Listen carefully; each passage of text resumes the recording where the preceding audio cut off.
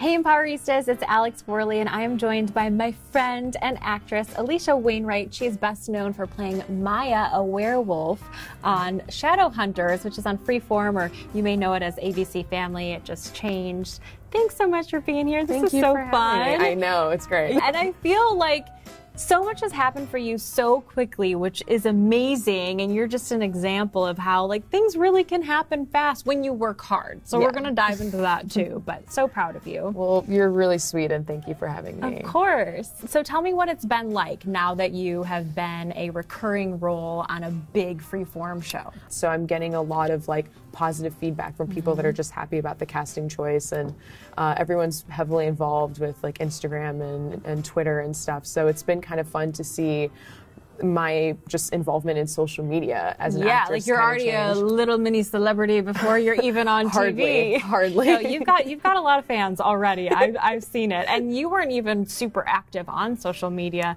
before. So this is a really new world for you, for a bunch of strangers to all of a sudden be so immersed in what you're doing. Exactly, but the internet is cool for bringing a lot of strangers together with a common interest or a common goal, and so everyone is So the show Shadowhunters is actually based on a book series, and the books are incredibly popular because it's about a female, a young teenage girl who kind of gets whisked away in this whole downworld life that she never knew anything about, and it's about her finding her courage to be able to trust in her friends and her family to then go and slay demons and stuff like that.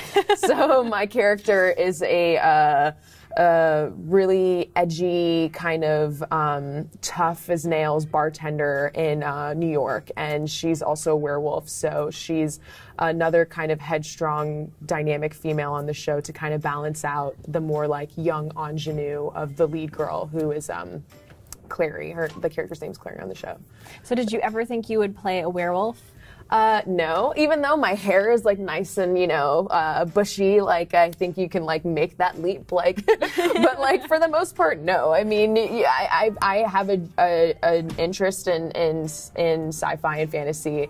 I read the books growing up, and what I will say is for quirky, different girls out there, going to sci-fi and fantasy is just kind of another world. If you're the kind of kid that's a little bit dorky, or maybe you have, you're more of the nerd bookworm, these kinds of these worlds are so great to kind of lose yourself in. Yeah. And that's why. So that's been fun for you? Yeah, and I think that's why it has such a big teen fan base, because these kids are all kind of looking to find something outside of their, everyday world. Yeah, and this has been your first major role. I mean, I would consider you a successful actress before that too, because you've booked a lot of co-stars and guest stars, but firsthand, being an actress is a struggle, getting that next role and the time in between and all that goes into that, the uncertainty. So that must have felt really good to be oh, I've got a regular role. I mean, it's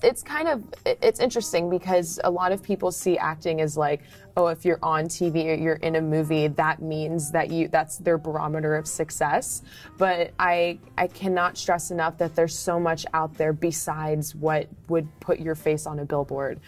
Before I worked on this show, I was regularly working in voiceover, doing commercials, TV guest stars and co-stars, and working on lower budget films that obviously don't have the traction like this major show, but not still the prestige, but it was paying the bills. So that's exactly, nice. It was paying the bills. It was helping me network, because when some directors and producers aren't working on a TV show or a movie, they're doing passion projects or helping connect me in other ways so that I can supplement my income with things like working on a video game and stuff like that.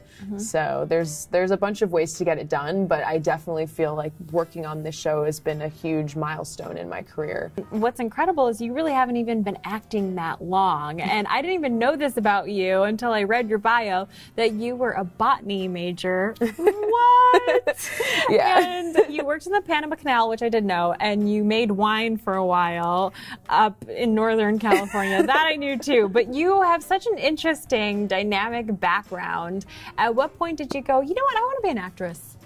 I never did that, actually. Oh, okay. What What point did you decide I'm going to try and be an actress? Well, it's so strange. So yes, I was a biologist, and then I was a winemaker for a hot minute, and then I was actually wine tending because they only served wine at this bar, and I got approached by a producer who needed some photos for a California tourism campaign.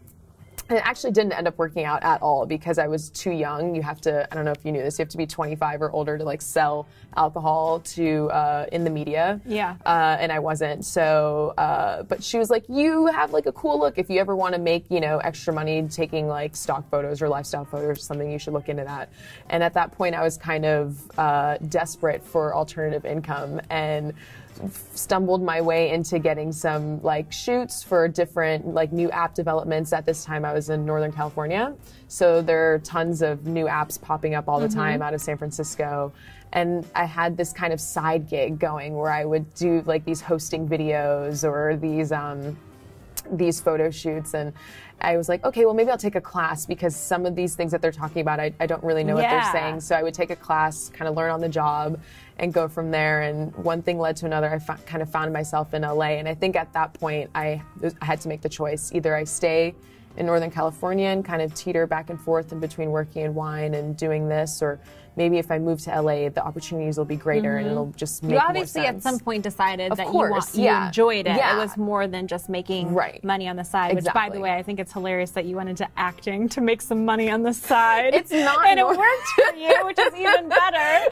But at some point it became a passion. Of course, yeah. And I think I will say my experience, like some actors do get are afforded the opportunity to learn on the job. And so I think my love really came from that immediate gratification of like, oh, I'm doing the thing that I like and I'm understanding that I enjoy it, rather than maybe some people have to kind of go to school and then, you know, you kind of like take a while before you kind of get those first couple jobs, and then you get that, okay, no, this was all worth it. I made the right choice. I don't know if I would have decided to go any other route. You know, obviously I'm happy with the way my life's trajectory has brought me to where I am, but I definitely think having that affirmation going through kind of helps solidify that, yeah, no, this is what I really love to do. And then I started kind of raising my goals a little bit higher and higher each time. And just in any career, you kind of have to hustle your way to the top, you know? And you were telling me that when you made the career change, you had to get over some self-judgment because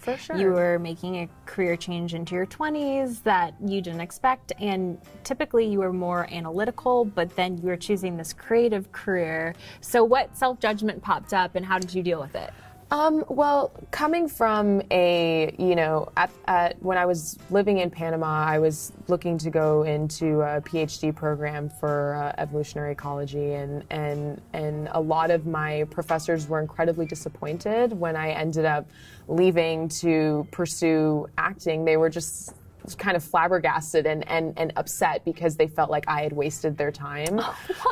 So that put a lot of personal pressure on me because then I felt like, oh, now I really have to prove them wrong. But that was kind of the bad way to look at it.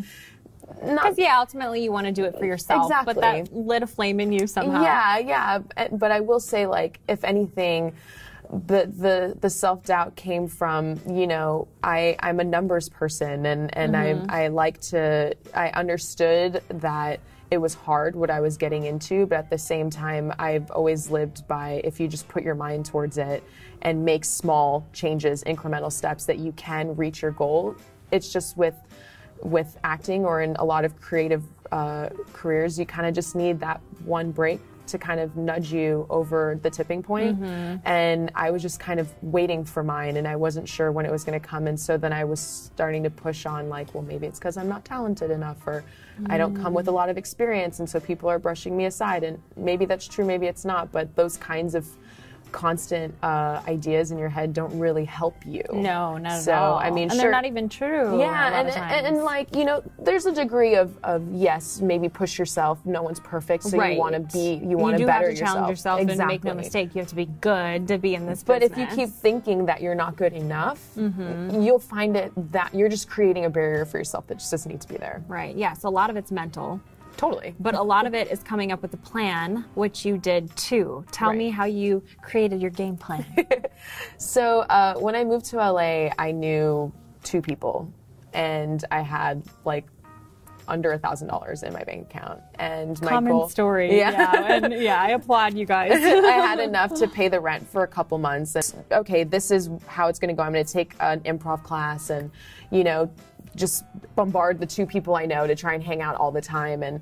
And from there I realized, okay, what I need to do is, I know that I have some skill with voiceover. I know I have, you know, I've booked some commercials in San Francisco. So those are kind of the small things that I reached for, because I knew I could kind of gear myself in that way, although my end goal was to be in TV and film. But, you know, those are the talents that I knew that I had that would put me in the industry and kind of get me a leg up.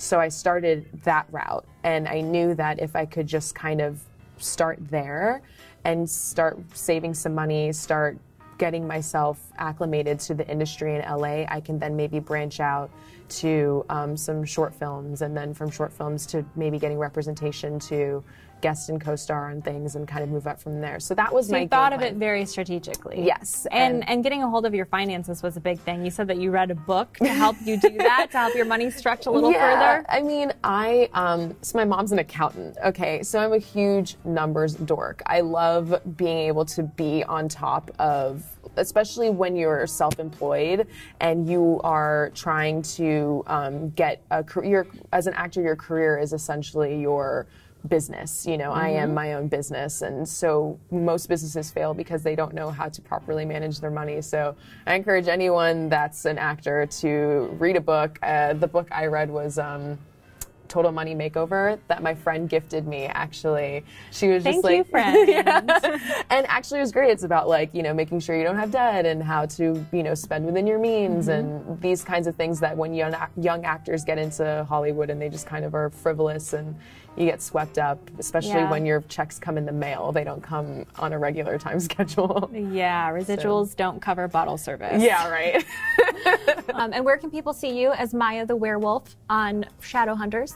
So you can catch us on Freeform Monday nights, and then the following nights on Tuesdays on Netflix for all the international viewers. Awesome. And lastly, what is your definition of empowerment? My definition of empowerment is having the sense to be able to accomplish whatever you want as long as you believe in yourself. Enough said. Drop the mic. Love it. Oh, I'm so happy for you. Thank you so much. And let us know what your definition of empowerment is using #Empowerista, and we'll show you some social media love. Nice.